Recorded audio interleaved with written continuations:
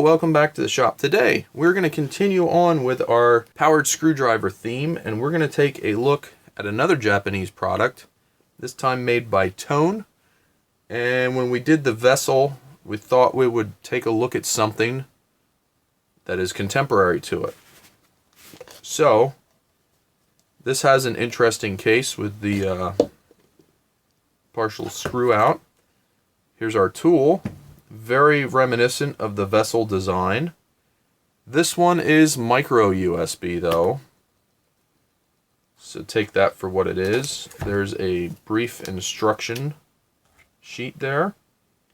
Here is our tips. It comes with quite a few.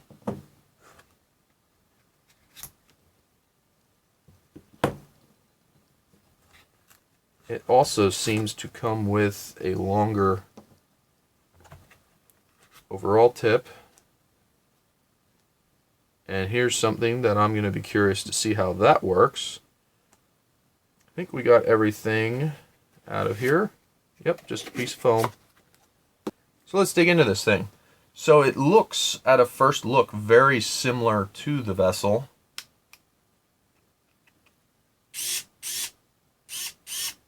Very quick in response. Here's our charging port, our micro USB charging port. If you recall, the vessel had it in the top. So that actually allows you to have a good palm feel. It's nice and smooth in your palm, where the vessel had some stuff here on the top that you would feel. I don't think that's overly important, but just something noteworthy if that's something that would bother you. This appears to have a locking 1/4-inch chuck, which it does.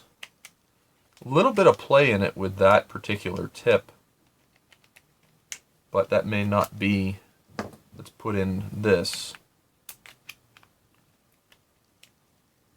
Yeah, everything seems to have a little bit of play in it. I don't know if I particularly care for that, but to each their own. Now I think I see what's going on with this tip, and I really like it. So let's take a look at that now.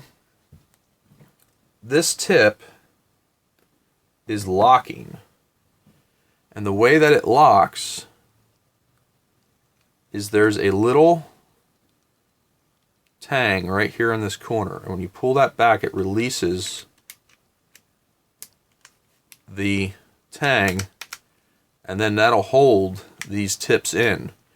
And it's been a long time I've seen a lot of these tips have this scored mark around the outside of them, and I never quite understood why they did that, but evidently there's locking tips.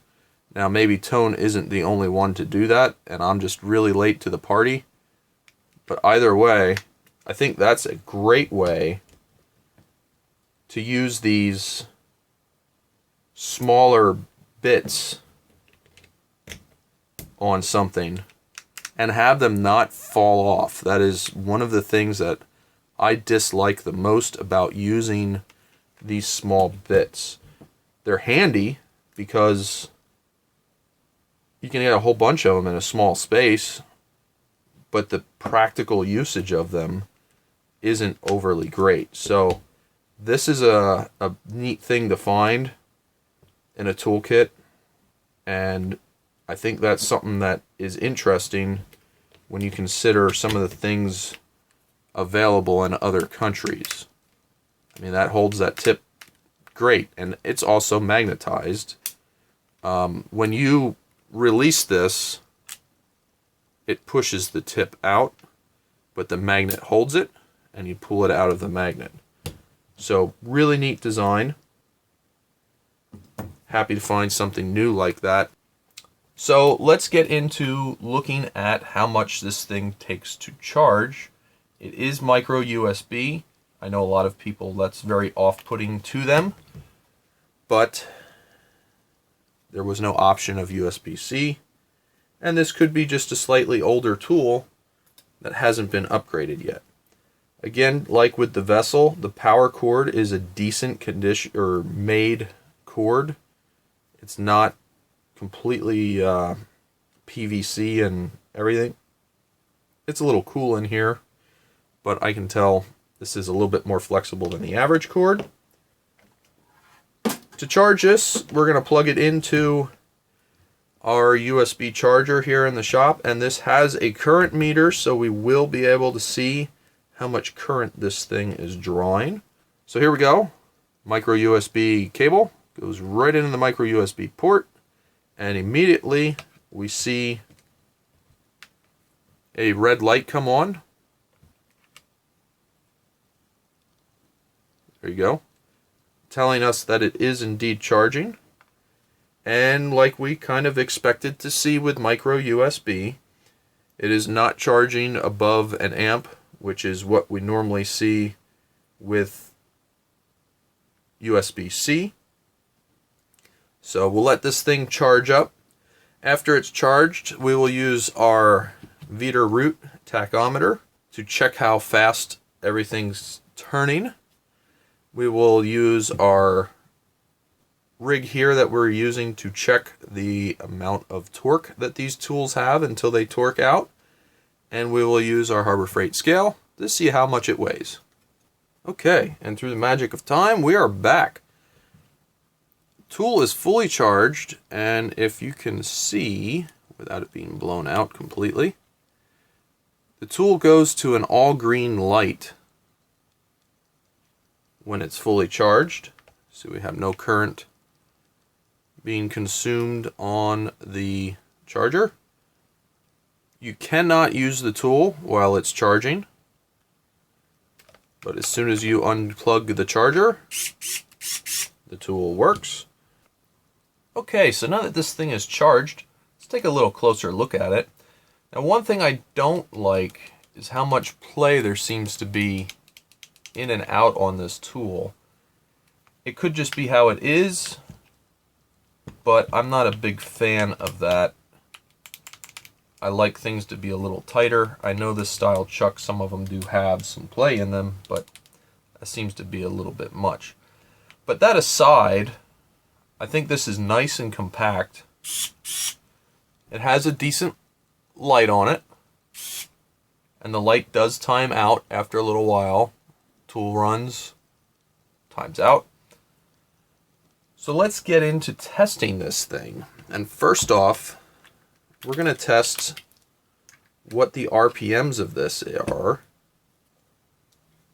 And we could actually use, instead of some of the rig we have here, we could use some of the tips that come with the tool. We can adapt this to 1/4 inch, just like that. And we'll be able to run this with our Veeder-Root tachometer. So let's get a gauge of how fast this thing turns. Now, I like to use this 7/8 socket. I know it adds some weight, but we're testing all of these tools the same way, so it's a relative approximation, and we've had pretty reliable numbers with this. So let's see what we have forward.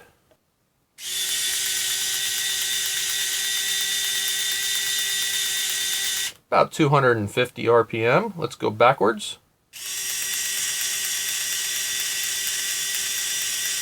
Same thing, and that makes sense because we can hear it in the tool.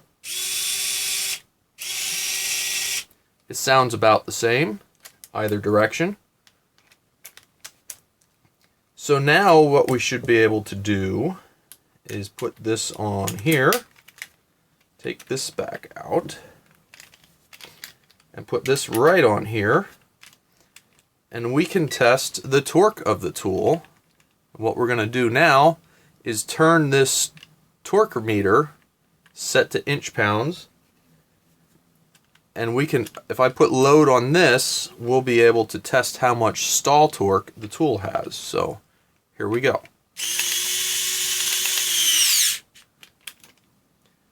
Okay, so we're about 8 inch-pounds. This should reset when I go to run it again for another test. We have 8 again. Just to show you, I turned it a little bit there and we changed the torque. 9.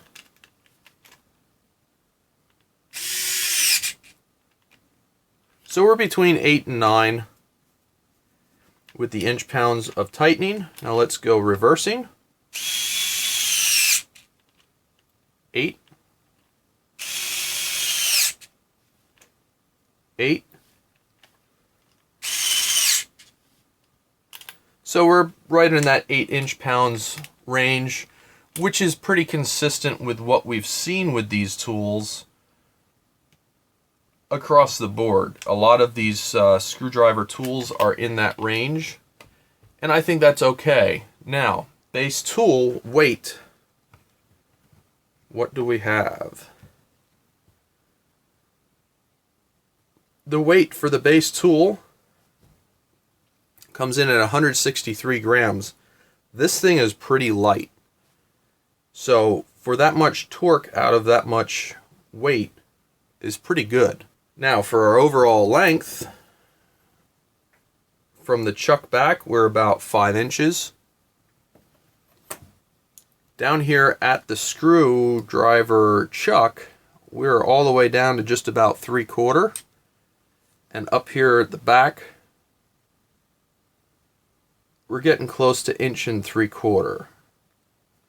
The middle of the body, excluding the buttons for operation, we're around 1 1/4. So this is a very slim bodied tool. If we take this and compare it to, say, the Cobalt that we did a video on before, you can see the profile is quite a bit different, and the Cobalt has quite a bit more weight as well. So very interesting to see that this thing actually packs quite a bit of a punch in a smaller area. So, and it's very ergonomic to try and use in your hand. Sits in there nicely, and like all of these others, the purpose of these tools is to run the screws in, and after they're in, you can hand tighten them, the shaft locks. You can hand tighten this as much as you like. So you're not going to hurt the tool by running the torque up higher once, you run your screw down in and you finish it off here by hand. That's a nice touch, and kind of the point of these. It is not to drive a whole lot of torque home and shear screws off or anything. You actually kind of want these to stall when they're done, and then you can get the torque by hand where you want it. So there we have it. I hope you found this interesting. We took a look here at this Tone powered screwdriver from Japan. It's made in Japan. I don't know that it's readily available in North America. I ordered it from Japan. Build quality is very good, like you would expect from most things from Japan. And it's a contender with the torque that it puts out with the other versions that we've looked at. We've looked at the Cobalt, the Craftsman, the Skill. This is right in that range of torque. So, pretty neat to see. I like that it comes with locking fastener or locking tips for the fasteners.